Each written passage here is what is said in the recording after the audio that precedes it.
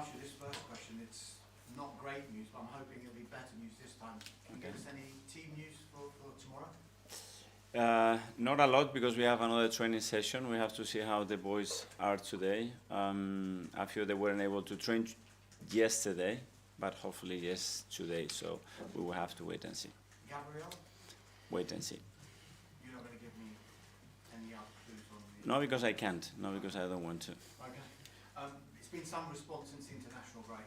Yeah. The victory against Forest, the big win at Sporting. What does it say about the character of your players, and do you feel if it had gone away, you've got your Arsenal back?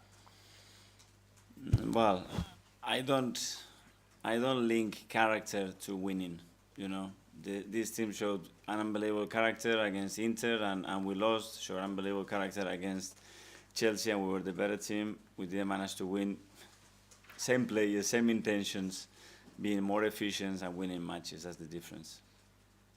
You got West Ham next. They suddenly look a different proposition after what happened on Monday. You know their manager pretty well, What kind of relationship you have with him, and what do you make of him as a manager? No, I know him. We have friends. I have huge admiration for what he's done in the game. Obviously, he's from the same area as I am in the north of Spain, and yeah, obviously, it's a team that now is in a high after the big win that they had against Newcastle away, and it's always a really tough opponent. So we know that. Liverpool setting a crazy pace at the top at the moment just now. Is there almost a feeling you need to be near perfect from now on? Well, if they continue that way, that's for sure. The numbers they're producing, the amount of games they are winning. But again, it's just the focus is on us, you know, and maintaining the consistency, especially in performances. That's going to give us the right to win a lot of games, keep the availability in the squad, keep everybody together. And this is a long run. If you can get that win tomorrow, you can sit back on Sunday. I've asked you a question about big games before. Will you be in front of the TV? Will you be watching this game? 100%. It's a big match, beautiful match to watch. Two of the best teams in Europe facing each other. Competition for us, so big one. Do you have a preference on who you want to win? Yeah, Arsenal tomorrow. That's the preference.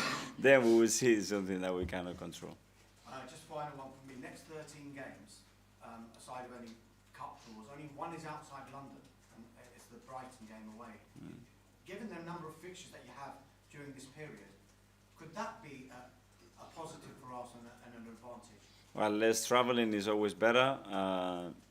It is crazy that we have that many games so close to us, and I think it helps because the amount of games that we have to play in that period is very high as well.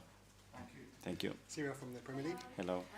With Zinchenko, Tierney and Calafiori all seemingly fit for now, will we see Miles Lewis Skelly have any midfield opportunities?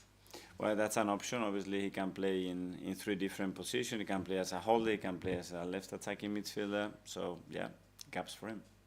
There's a lot of fluidity in your attack. They pass in a lot more triangles on the right-hand side with Odegaard, Saka, Timber sometimes, compared to the left. We've seen Havertz and Martinelli get on the end of those crosses and passes. But would you also like to see in the future a little bit more overloading on the left? Or is your plan of attack always going to be overloading on the right? No, not always. In relation to the opponent, it's in relation to the chemistry and the qualities of our players, and in relation to the opponent, we will do different things. Yeah. And you just mentioned Higgins coming back off a big result against Newcastle. Specifically, what you've seen of West Ham so far this season, what do you think will cause you problems? What have you seen in their strengths and their style of play? Well, various ways to create big problems. They are really physical side, really good in direct play, attacking second balls when they have to dominate the game through the ball, or they have a space. A really dangerous team, set pieces, and then the individual quality that they have. The front players can create in any moment, any situation to cause you trouble, and they are really well coached. Thank you. Alex from the BBC. Hi. But before the Nottingham Forest game, you said the players they wanted to win more than anyone. Now, after a really good week, 2 back-to-back wins, what's the feeling amongst the players now? Well, really good. Obviously, winning lifts the energy, the confidence up. There were 2 big wins as well for us, and now it's about consistency, getting that momentum that we are in take it even further against a really good opponent tomorrow and try to replicate the performance to win the game. Does it feel like momentum is building after those two performances?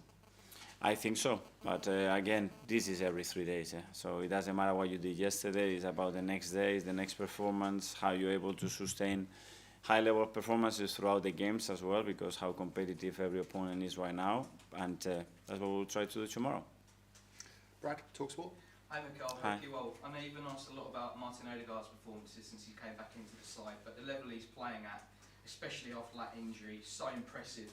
Usually when we see players who have been out injured for a long time, it takes them a little bit of period to get back up to speed again, but what does it say about the level of his performances and his character, the fact he's come back in and hit the ground running so quickly? Well, the way he prepared himself, how much work he put with all the physios, medical department, to get in the best possible condition to face the period and the importance of the season that we are in at the moment, and to hit the ground running. He was, I think, exceptional since the Chelsea game, and he's been very consistent the last 3 games. For you as a coach, having a player like that in your side must make your life a little bit more easier in some way. Yes, I think good players that are so consistent, so reliable, that can take the game to a different level, make the players better around him. That's a huge quality of Martin, and yeah, he's been missed. William Saliba made 100 appearances for Arsenal in the week. There might have been a time a couple of years ago when he was out on loan where some Arsenal fans might not have thought they would have seen him in an Arsenal shirt, but what have you made of his performances and reaching 100 appearances for the club? Well, at his age, the consistency, the quality of the performances is incredible.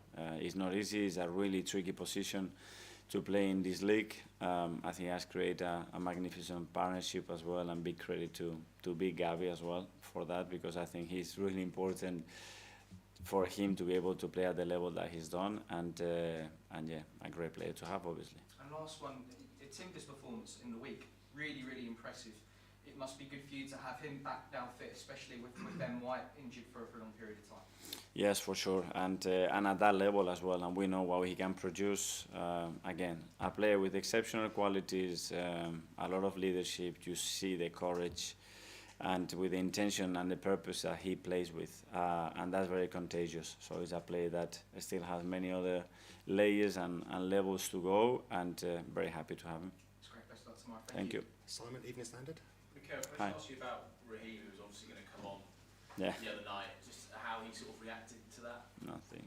A smile on his face. Fortunately for me, it's things that happens in football.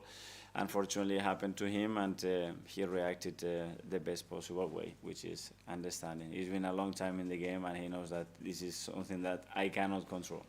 How do you feel that move's gone so far? Maybe we haven't seen him as much as I think some supporters thought they would. I would like to see him more, to be fair, and this is down to me. He's trying his best, his application, his commitment around the team has been exceptional, and now it's time for me to give him more minutes. Do you feel like this run now, obviously where it's the busy sort of festive period, we might see more of Raheem, this could be his chance? That's the intention. That's why I put him again against Forest. That's why I wanted to put him against the Sporting, and now getting him in that rhythm, because he can really impact the team as well. James, ESPN. Hi, Mikel. Hi. Just sort of on the title race in general, obviously City in Europe in midweek lost a 3-goal lead. They've not won in 6 games now. What have you made of that? I'm just not used to seeing Man City this sort of vulnerable. What I made of it is what they've done for 9 years. I think that's why people have to talk about how difficult it is, what they've done for 9 years consistently. And yeah, a bump, everybody has a bump. For them it's very strange, because in 9 years they never had it, But that tells you as well the level and the environment that we are in, that everything has to go almost perfect, Performance has to be perfect, availability of your squad has to be perfect, things have to go your way, and the opposition, that the level is different and it's so hard to win. Do you feel then that the run that they're on at the moment is giving everyone else a sense of opportunity? I do not think everybody's just dealing with his own business. That we have enough is so hard, and what the rest are doing is not really a matter now.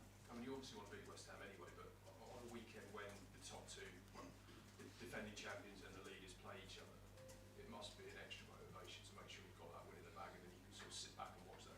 Well, it's a motivation to win our game, because that will put us watching that game on Sunday in a much better position. So that's the task. Go to Nick at the back.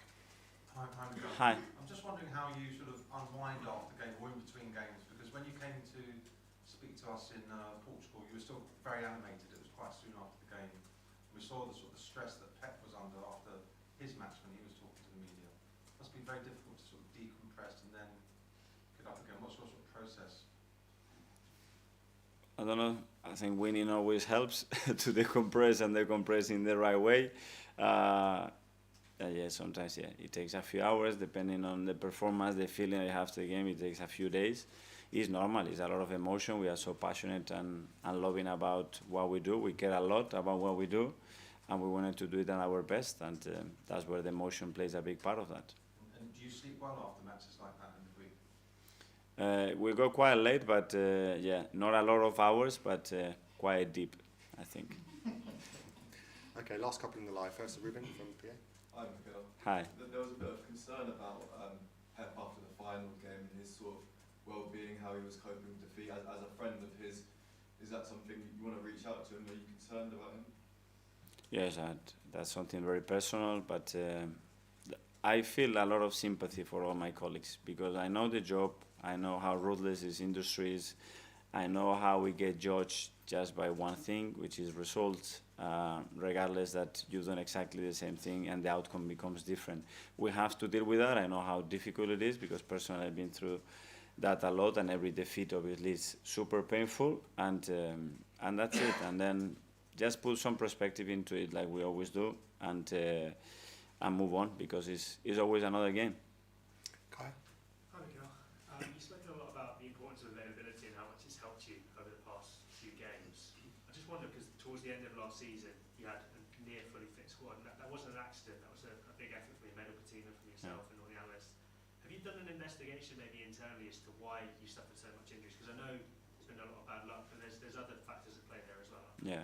Well, that was a big difference between the end of last season and the previous one, availability. And you can tell that, yeah, we do research not only when we have injuries, but when we don't. Because people tend to look very deep at things when there is a problem. What when it's going everything very good?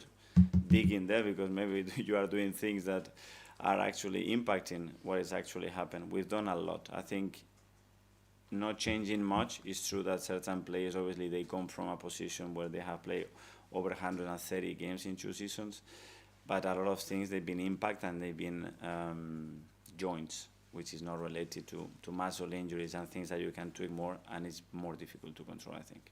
Just separately on Thomas Partey, you said in midweek he's playing some of his best football, and he's out of contract at the end of the season.